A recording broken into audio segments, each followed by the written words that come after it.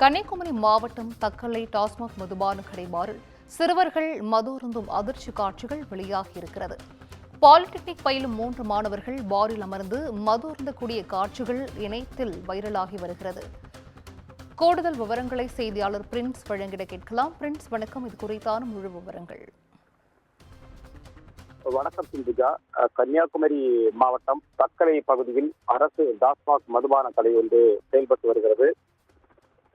இந்த மதுபாரில் 3 மாணவர்கள் நேற்று மது அருந்த சென்றுள்ளனர். அப்போது அங்கிருந்த மதுபாரில் மது அருந்திக் கொண்டிருந்த போது அருகில் இருந்த நபர்களும் இதனை வீடியோ எடுத்துள்ளனர். மேலும் அங்குள்ள சிசிடிவி கேமராவிலும் இந்த காட்சிகள் பதிவாகியுள்ளன.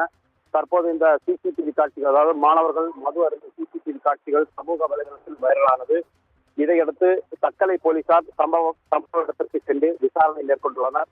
விசாரணையில் அந்த 3 மாணவர்களும் பாலிடெக்னிக் கல்லூரியில் பயின்று வருவதும் தெரிய வந்தது. மேலும் 21 வயதிற்கு உட்பட்ட நபர்களுக்கு மது அருந்த அனுமதி வழங்கக்கூடாது என டாஸ்மாக் கடையில் போலீசார் நோட்டீஸை ஒட்டி சென்றுள்ளனர். மேலும் மது விற்பனை செய்பவர்களிடம் போலீசார் எச்சரிக்கை விடுத்துள்ளனர்.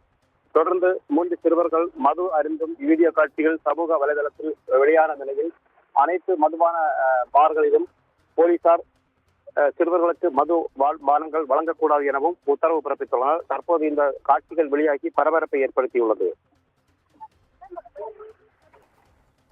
விவரங்களை வழங்கியமைக்கு நன்றி பிரின்ஸ்.